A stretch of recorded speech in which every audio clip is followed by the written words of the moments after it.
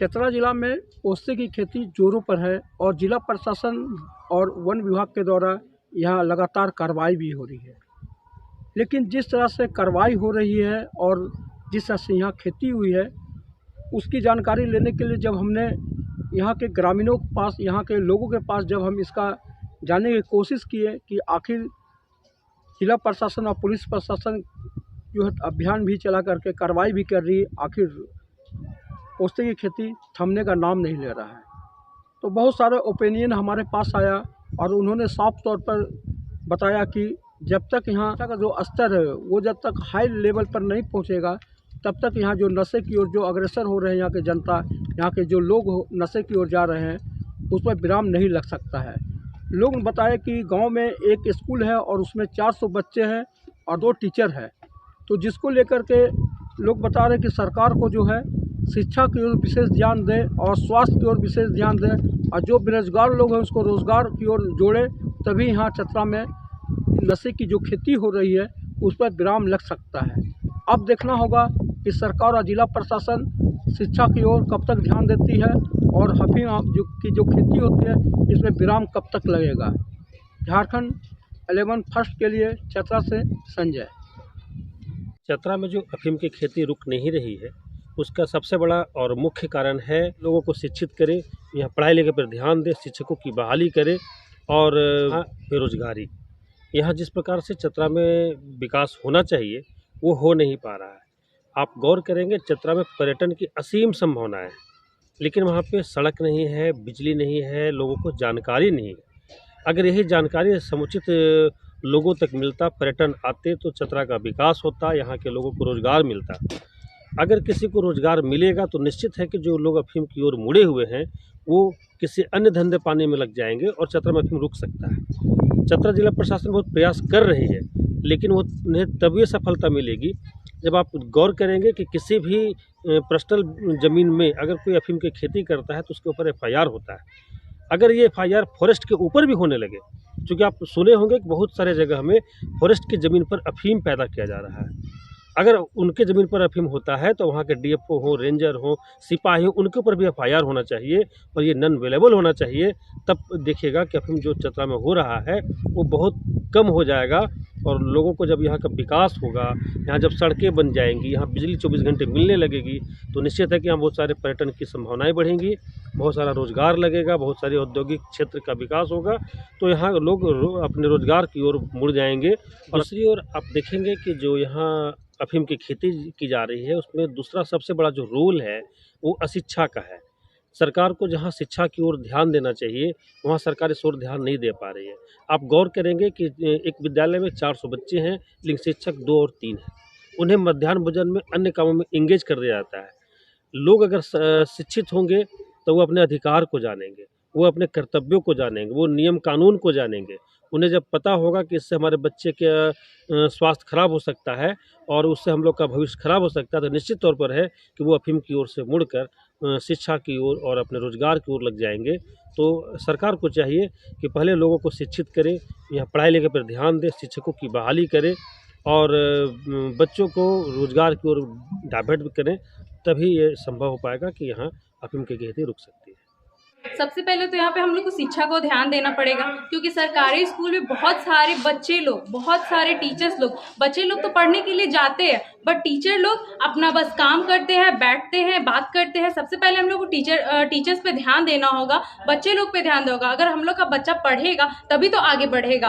और इस वजह से हमारे सरकारी स्कूल हो गया, किसी के पास पैसा नहीं है, किसी के पास पैसा है तो वो हाई स्कूल में, हाई कॉलेज में वो एडमिशन ले रहे हैं, बट जो लो क्लास के बच्चे लोग हैं वो तो लो ही रह जा रहे हैं, उनको पढ़ाई की ओर हम लोग ध्यान दे ही नहीं रहे हैं। तो हम लोग को सबसे पहले ध्यान देना है कि हमारे बच्चे किधर और जा रहे हैं। सबसे पहले तो छोटे छोटे बच्चे लोग नशेली हम दारू पी रहे हैं, सिगरेट पी रहे हैं, हम छोटे छोटे बच्चे लोग को देख रहे हैं, खैनी गुटखा सारे लोग खा रहे हैं। क्यों? क्योंकि शिक्षा नहीं उनको मिल पा रही है, अच्छे से उन लोग को संस्कार नहीं मिल पा रहा। संस्कार सबसे पहले हम लोग 2 माता पिता होते हैं, एक सबसे पहले हमारे जो जन्म देते हैं और एक होती है जो टीचर। तो हम लोग को टीचर की ओर ज़्यादा ध्यान देना पड़ेगा कि हमारे शिक्षा कैसे संस्कार दे रहे हैं अपने बच्चे लोग को, तभी तो हमारे बच्चे सीखेंगे, वो नशा नहीं करेंगे, वो खैनी गुटखा नहीं खाएंगे, वो अच्छा काम करेंगे। तो सबसे पहले हम लोग को यहाँ पे शिक्षा को ध्यान देना फैक्ट्रियां हैं और हमारी सरकार इतना मतलब हम लोग चतरा की ओर सोच नहीं रही है, पर इतना हम लोग को ध्यान देंगे ना तो चतरा भी आगे उन्नति कर सकता है। अभी भी उन्नति कर रहा है, कुछ कुछ बच्चे लोग कैसे भी करके पढ़ ले रहे हैं,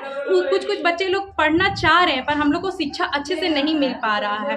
और यहाँ के बच्चे लोग गरीबी देखते देखते नशे पे जा रहे हैं। जैसे बड़े कर रहे हैं वैसे ही तो बच्चे करेंगे। इसीलिए हम लोग को ये देखना है कि हमारे बच्चे कैसे संस्कार उनको दिया जा रहा है। ये डिपेंड करता है सरकार उन लोग को अच्छा छत दे, अच्छा रोड दे, अच्छा सब चीज़ बना के दे, उन लोग पे लाइट दे, लाइट की सुविधा दे। हमारे चतरे में सरकार को ध्यान देना चाहिए, यहाँ तो सबको ध्यान देना चाहिए कि हमारे बच्चे जब पढ़ना चाह रहे हैं तो उनको हम टीचर देंगे अच्छे से। सरकारी स्कूल में भी ऐसे ही लापरवाही सब टीचर कर रहे हैं तो उनको हम लोग को देना चाहिए ना।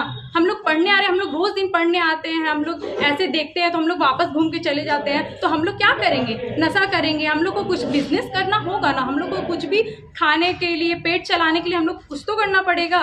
तो सारा गलत काम में जा रहे हैं। तो ये चीज़ हम लोग को सारा कुछ देंगे, हम लोग को सारा कुछ सुविधा देंगे, तब ना हम लोग गलत की ओर नहीं जाएंगे, हम लोग सही की ओर जाएंगे। क्या नाम हुआ? वंदना कुमारी मेरा। बेरोजगारी के कारण यहाँ के लोगों को रोजगार नहीं मिल पा रहा सही ढंग से। इसी कारण से यहाँ के लोग दूसरे चीज़ खेती बाड़ी कर रहे हैं। खेती में टमाटर की खेती कर रहे हैं, उसमें भी है जो 1 रुपये उसके लागत जितना होता है उतना भी नहीं मिल पा रहा है। इसीलिए यहाँ के लोग दूसरे चीज़ की खेती कर रहे हैं, नशे जैसे पदार्थ का। आखिर कैसे इस पर रोक लगाया जा सकता है? सरकार से अपेक्षा करते हैं यहाँ के लोग कि उन्हें अधिक से अधिक रोजगार मिले, तो स्वयं वो गलत काम नहीं करेंगे।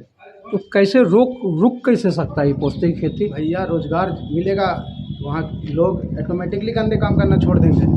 चतरा में ये सब सुधर जाएगा अगर चतरा में शिक्षा और स्पोर्ट अच्छा कर दिया जाएगा ना। शिक्षा और खेल कूद के मामले में अच्छा कर दिया जाएगा चतरा में, तो ये सब नशा पदार्थ का जितना खेती होता है ये सब बंद हो जाएगा। चोरी चिवाड़ी जितना यहाँ पे क्राइम होता है ये सब बंद हो जाएगा। बस 2 चीज़ चाहिए चतरा में, शिक्षा और ये एक खिलाड़ी के मामले में।